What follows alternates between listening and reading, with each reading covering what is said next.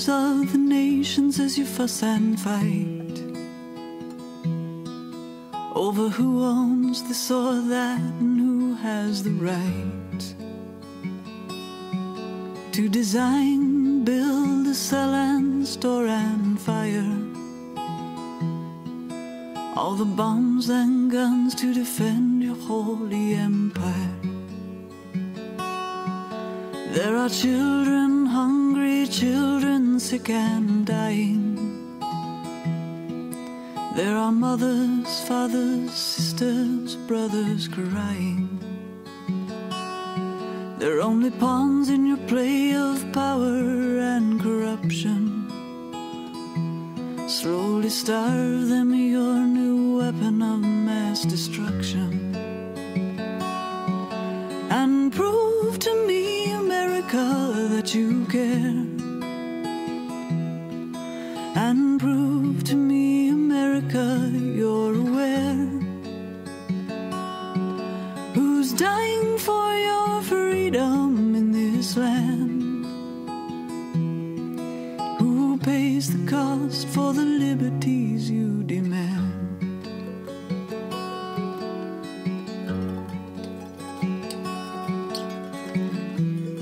For Freedom by Sarah Thompson, here on Democracy Now!, democracynow.org, The War and Peace Report. I'm Amy Goodman with Juan Gonzalez.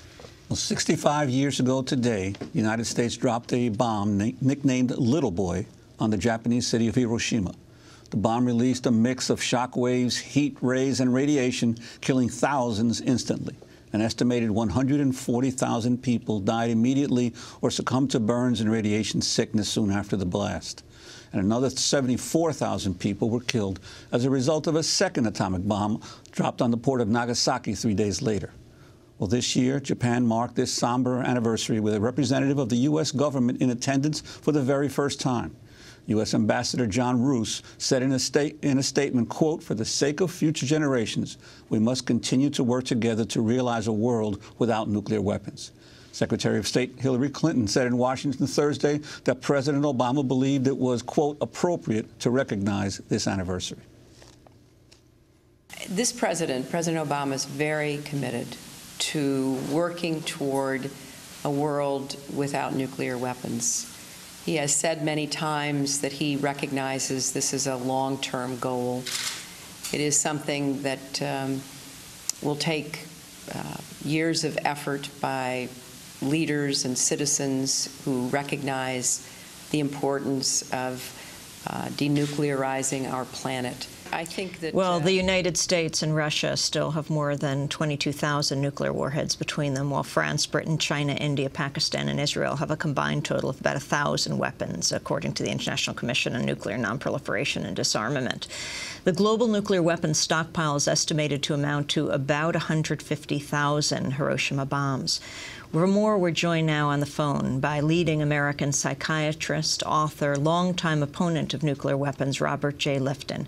His books include Death and Life, Survivors of Hiroshima, which won a National Book Award, and Hiroshima in America, A Half-Century of Denial. He wrote it with Greg Mitchell. Dr. Lifton, welcome to Democracy Now! Your book, A Half-Century of Denial, Hiroshima in America, it's 65 years later now. What do you think of this day, yet another anniversary, yet the first time a U.S. official representing the government went to Hiroshima to be a part of those observances? Having an American official at that commemoration is enormously important because it signifies our joining in honoring the dead. That's what that occasion is about, honoring the dead and finding meaning in their deaths. And the overall meaning at that ceremony is warning the world about the dangers of nuclear weapons. Now, the traditional American response to August 6th has been to justify the use of the weapon on many of the media, saying that this cruelest weapon ever devised saved lives rather than took lives. This is a reversal of that position. It's joining in the commemoration of a tragedy and the embrace of an anti-nuclear position. So I take it to be extremely important. But it's still a long way from recognizing responsibility for the use of the worst weapon of mass destruction on civilian populations, isn't it? It's still a ways to go in this country to recognize and acknowledge the horror of what our nation did back then. Absolutely. In our book, Hiroshima in America, Greg Mitchell and I talk about the American raw nerve toward Hiroshima. There is a tendency to suppress, distance ourselves from Hiroshima because it's an awareness of a terrible thing we did that we have difficulty acknowledging. And, of course, no American president has ever apologized or admitted the tragedy of America's use of an initial nuclear weapon. This is at least a step toward allying ourselves with an anti-nuclear position, and part of President Obama's commitment to abolition of nuclear weapons.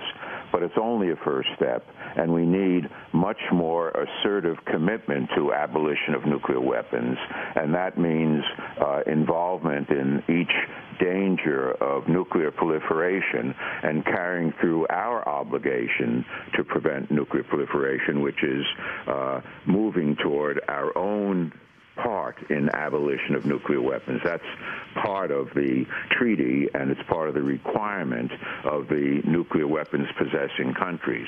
It's a first step and a highly significant one, but only a first step. And in what ways has President Obama distinguished himself from previous presidents on this issue?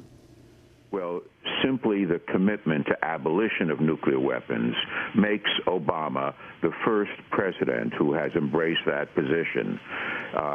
All previous presidents have had a kind of ambivalent position. Each one would say, oh, the weapons are too terrible to use, but they would also say the weapons are part of our stockpile, and we don't want to use them, but we might have to. Obama is at least taking a stand saying that the weapons have to be abolished, and we have to remove them from the planet. His actions haven't always been strong enough in backing that stand, but the commitment is one of great importance. And in that way, the assembling of a group of world leaders to examine nuclear weapons problems, which he's done, is also a significant act. But all this is a beginning reversal, or at least modification, of the position of American presidents, and it should be recognized, and of course it should be embraced, and he should be pressed to take more active stands in that direction. Dr. Lifton, we just have 15 seconds, but to those who say the dropping of the atomic bomb saved American lives, what is your response? It didn't save American lives.